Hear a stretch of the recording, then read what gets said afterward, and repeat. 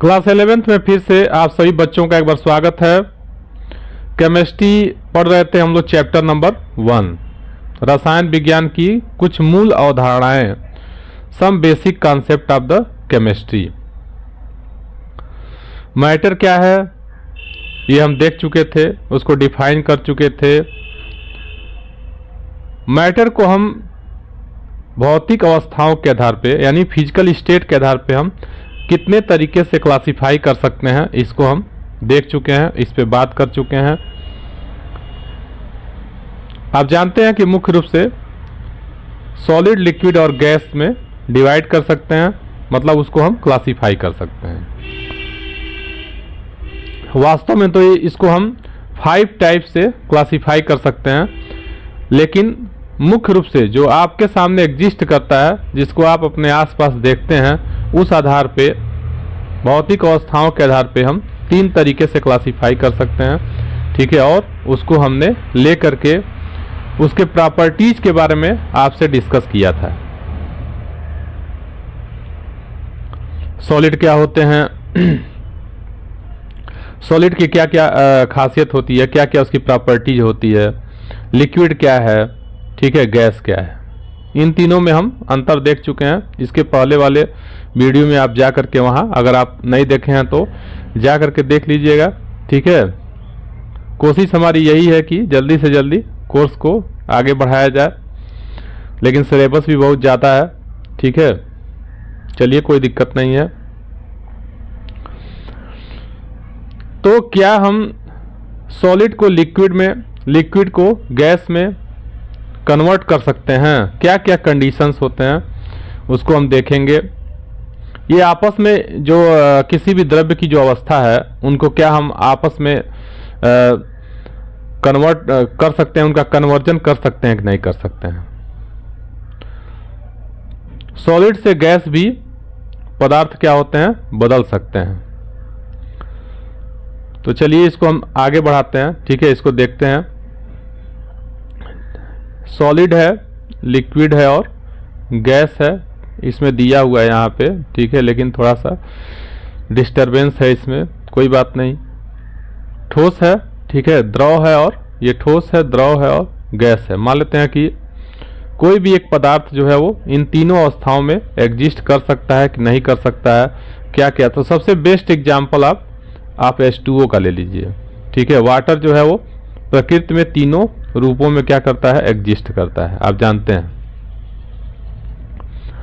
जानते हैं कि पर्वतों पे जहाँ बहुत ज़्यादा ठंडक पड़ती है, वहाँ पे ग्लेशियर के रूप में आप जानते हैं पोल पे क्या होते हैं, वाटर जो होता है वो ग्लेशियर के रूप में एग्जिस्ट करता है, ठीक है। जहाँ टेम्परेचर क्या है, बहुत ज़्यादा कम है। जहाँ टेम्परेचर बहुत कम है वहाँ पे वो सॉलिड फॉर्म में एग्जिस्ट करता है, ठीक है। नॉर्मल टेम्परेचर पे क्या करता है, ये लिक्विड फॉर्म में एग्जिस्ट करता है, और यह वेपर के फॉर्म में भी एग्जिस्ट करता है, यानी गैसियस स्टेट में भी पाया जाता है। तो आप सिंपल से एक एक्टिविटी करिए और उस एक्टिविटी के माध्यम से ही आप समझा सकते हैं कि वाटर क्या करता है, तीनों फॉर्म में एग्जिस्ट कर सकता है। आप क्या करिए, वाटर को फ्रिज में रख दीजिए, ठीक है, और जो उसका फ्रीजर होता है उसमें रख दीजिए। तो आप देखेंगे कि इलेक्ट्रिसिटी अगर रात भर अगर अवेलेबल है तो अगले दिन वो क्या हो जाएगा, बर्फ में बदल जाएगा। तो उसके लिए आपने क्या किया, लिक्विड से उसको सॉलिड में कन्वर्ट किया है। कैसे कन्वर्ट किया, लिक्विड से सॉलिड में कैसे कन्वर्ट किया, उसका टेम्परेचर आपने क्या कर दिया, डाउन कर दिया, ठीक है। फ्रीजर में उसको रख करके टेम्परेचर डाउन कर दिया, तो क्या हो गया, वो लिक्विड से सॉलिड फॉर्म में कन्वर्ट हो गया। फिर से आप क्या करिए, उस बर्फ को आप निकालिए और किसी बर्तन में रख दीजिए या बीकर में रख दीजिए, और उसको नॉर्मल टेम्परेचर पे कुछ देर तक छोड़ दीजिए। तो आप देखेंगे कि फिर से क्या हो जाएगा, वो लिक्विड स्टेट में कन्वर्ट हो जाएगा। ऐसे ही आप क्या करते हैं, लिक्विड को अगर आप हीट करते हैं तो वह गैसियस फॉर्म में कन्वर्ट हो जाएगा, या किसी यहाँ पे हम वाटर का एग्जांपल लिए हैं, ठीक है। तो वाटर वेपर को लिए हैं और उसको आप अगर ठंडा करते हैं तो वह लिक्विड स्टेट में कन्वर्ट हो जाएगा। तो सॉलिड से लिक्विड, लिक्विड से गैस में टेम्परेचर और प्रेशर जो इफेक्ट होता है उसको चेंज करके आप क्या कर सकते हैं, इनका स्टेट चेंज कर सकते हैं, यानी इनकी अवस्था में आप परिवर्तन कर सकते हैं। कुछ ऐसे भी सब्सटेंस होते हैं जो सॉलिड से सीधे गैसियस फॉर्म में कन्वर्ट हो जाते हैं। जैसे मान लीजिए आपका कपूर है, एंथ्रासीन है, नौसादर है, मतलब ये क्या होंगे, सॉलिड से गैस में कन्वर्ट हो जाएंगे और ठंडा करने पर पुनः क्या होंगे, गैस से सॉलिड में बदल जाएंगे। तो इस घटना को हम लोग क्या कहते हैं, ऊर्ध्वपातन कहते हैं या सब्लिमेशन कहते हैं। तो इस तरह से आपने देखा कि टेम्परेचर और प्रेशर फैक्टर में आप चेंज करके पदार्थ के अवस्थाओं में आप परिवर्तन कर सकते हैं, यानी सब्सटेंस के स्टेट में आप परिवर्तन कर सकते हैं। चलिए अब आगे बढ़ते हैं।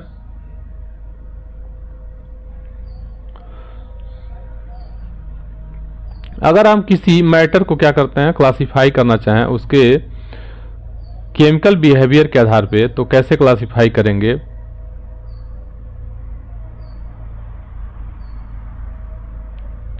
तो यहां पे आप देखिए, यहां पे क्लासिफाई किया हुआ, इसी को हम समझाते हैं।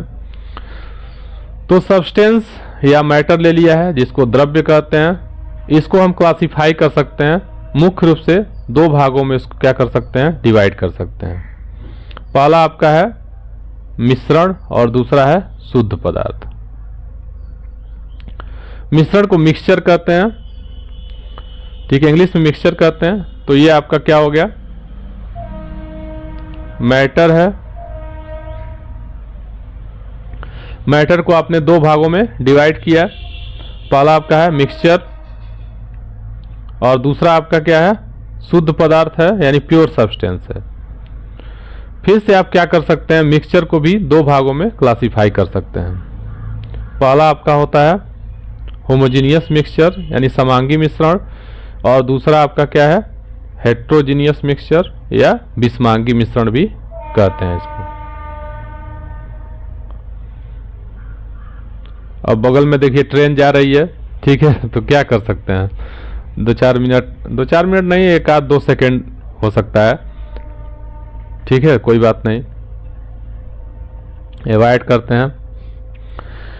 यहां देखिए प्योर सब्सटेंस है, तो प्योर सब्सटेंस को भी हम क्या कर सकते हैं, दो भागों में क्लासिफाई कर सकते हैं। पहला आपका क्या है, एलिमेंट है, तत्व है, और दूसरा आपका यौगिक है यानी कंपाउंड है। अब इसको लेकर के हम इस चार्ट को पूरा डिस्कस करेंगे, तो एक एक करके हम इसको समझते हैं।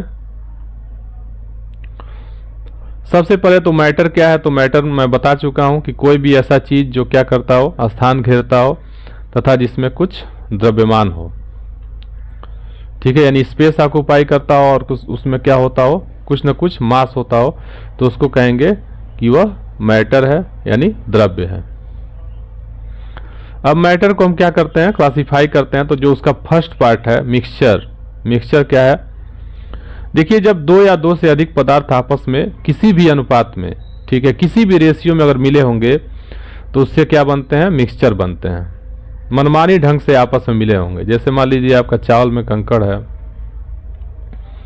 ठीक है, या वाटर में रेत के कण हैं, तो ये सब क्या हो जाएंगे, मिश्रण के उदाहरण हो जाएंगे।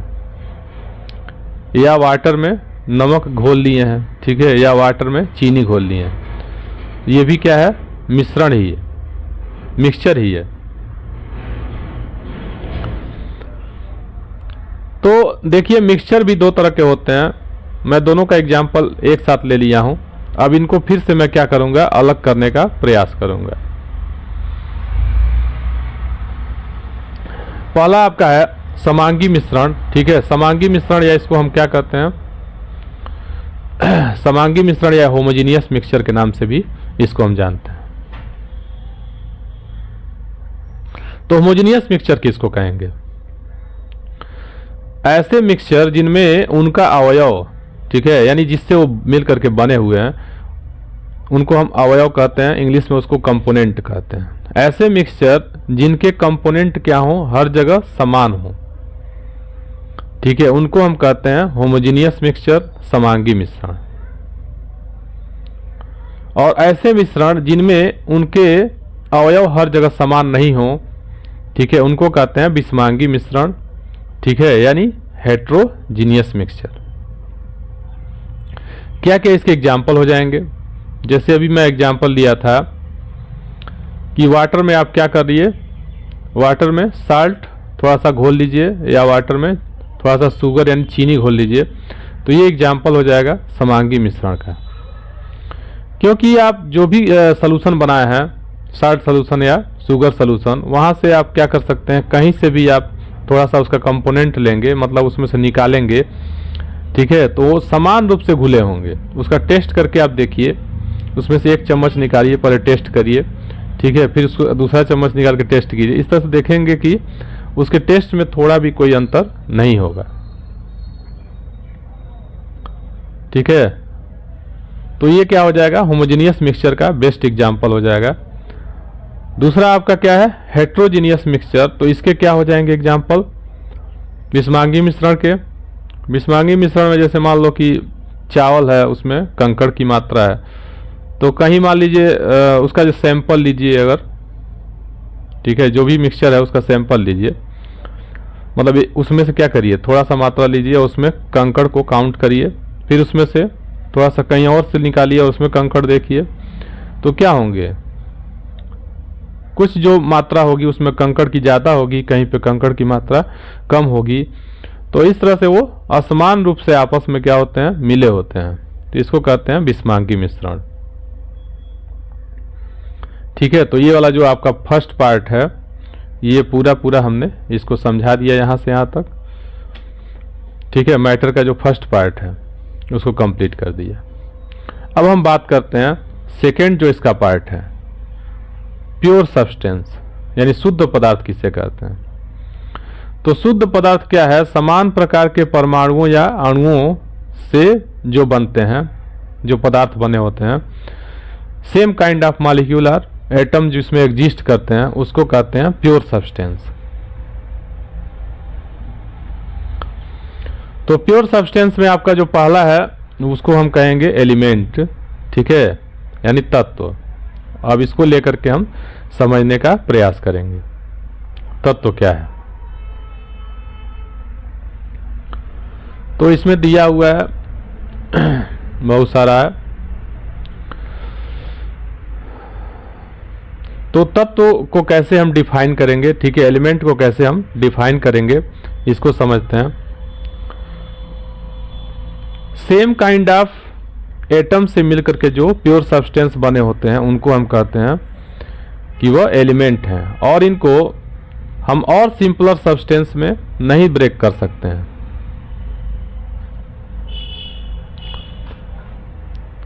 It means element is that which is made up by the same kind of atoms, and further it cannot be break up into other simpler substances by any chemical reactions। किसी रासायनिक विधियों के द्वारा भी हम क्या कर सकते हैं, इनको और सिंपलर सब्सटेंस में नहीं ब्रेक कर सकते हैं।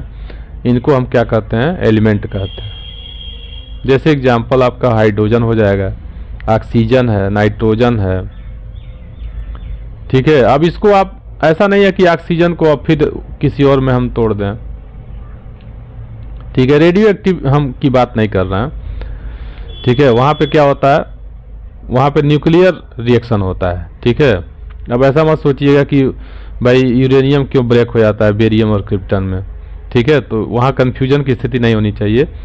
मैंने कहा है कि कोई भी ऐसा पदार्थ जो रासायनिक विधियों द्वारा और उसको हम सिंपलर सब्सटेंस में नहीं ब्रेक कर सकते हैं और समान प्रकार के परमाणुओं से मिलकर के बने होते हैं, उनको हम कहते हैं ये तत्व हैं। एक्सेप्शन देखेंगे तो यहाँ भी थोड़ा बहुत होगा समान प्रकार के परमाणुओं से बने होते हैं, ठीक है, लेकिन हाइड्रोजन में तो उसका प्रोटियम और ड्यूटेरियम टाइट्रियम उसके जो आइसोटोप्स हैं वो एग्जिस्ट करते हैं, ठीक है। तो चलिए उस जो भी बताए हैं, ठीक है, वो सही है, ऑथेंटिक है। अब हम बात करते हैं कंपाउंड की। तो कंपाउंड क्या होते हैं, कंपाउंड कैसे बने होते हैं, जब परमाणु आपस में क्या करते हैं, एक डिफिनिट रेशियो में कंबाइन होते हैं, ठीक है, निश्चित अनुपात में, 2 या 2 से अधिक, ठीक है, तत्वों के परमाणु आपस में एक निश्चित रेशियो में आपस में जब जुड़ते हैं तो यौगिक बनते हैं। जैसे एग्जाम्पल के तौर पे आपका H2O हो जाएगा। यहाँ कुछ कंपाउंड को बना करके दिखाया हुआ है। जैसे मान लीजिए यहाँ तो मॉलिक्यूल्स को बनाया हुआ है, ठीक है, कि यहाँ समझाया जा रहा है आपको कि परमाणु आपस में क्या करते हैं, जब क्रिया करते हैं तो अणु का निर्माण होता है। अब ये जो अणु हैं वो तत्वों के भी अणु हो सकते हैं, ठीक है, तत्वों के अणु हो सकते हैं और यौगिकों के भी अणु हो सकते हैं। अब मैंने कहा कि समान प्रकार के परमाणुओं या अणुओं से बने होते हैं, ठीक है, तो उनको हम तत्व कहते हैं। तो यहाँ ऐसा मत सोचिएगा कि हाइड्रोजन है तो वो तो H2 के फॉर्म में एग्जिस्ट कर रहा है तो वो एलिमेंट नहीं है, ऐसा नहीं है, ठीक है। एलिमेंट के भी क्या होते हैं, मॉलिक्यूल्स एग्जिस्ट करते हैं। तो चलिए बहुत ज़्यादा डीप हो जाएगा, आगे बढ़ते हैं। यहाँ पे मैं समझा रहा था कि कैसे कंपाउंड के मॉलिक्यूल एग्जिस्ट करते हैं। तो वहाँ पे देखिए आप अभी इसको जो पढ़े हैं, hydrogen plus hydrogen gives hydrogen plus hydrogen gives H2, ठीक है, मॉलिक्यूल ये बन जा रहा है। तो यहाँ पे क्या है, ये एलिमेंट का मॉलिक्यूल है, यानी तत्व के अणु हैं। और यौगिक के अणु क्या होते हैं, जैसे देखिए H2O है, इसमें क्या हो रहा है, 2 हाइड्रोजन एटम और 1 ऑक्सीजन एटम आपस में बॉन्ड फॉर्मेशन किए हुए हैं, यानी केमिकली कंबाइन हुए हैं, और इस तरह से क्या बना है, H2O का फॉर्मेशन हुआ है। ऐसे ही आपका कार्बन डाइऑक्साइड, तो ये क्या होते हैं, निश्चित भारानुपात में जुड़ने से बनते हैं। तो इस तरह से हमने इसको कंप्लीट कर दिया है, ठीक है। अब इसके आगे हम देखेंगे, अगला जो हमारा वीडियो आएगा उसमें हम यहाँ से देखेंगे, ठीक है, द्रव्य के गुणधर्म और उनका मापन, यहाँ से हम स्टार्ट करेंगे। इसके पहले की सारी चीज़ों को हमने बता दिया है, ठीक है। Thank you. और अगर आप पहली बार मेरा ये वीडियो देख रहे हैं, ठीक है, तो कृपया क्या करिए, चैनल को सब्सक्राइब कर दीजिए, ठीक है, जिससे जब भी मेरा वीडियो आए आपको सबसे पहले मिल जाए। Thank you.